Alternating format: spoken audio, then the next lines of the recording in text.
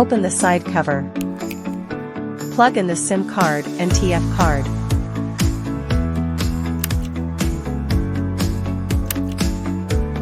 Close the lid and tighten the screws. Align according to the direction indicated by the bracket. Install screws to fix.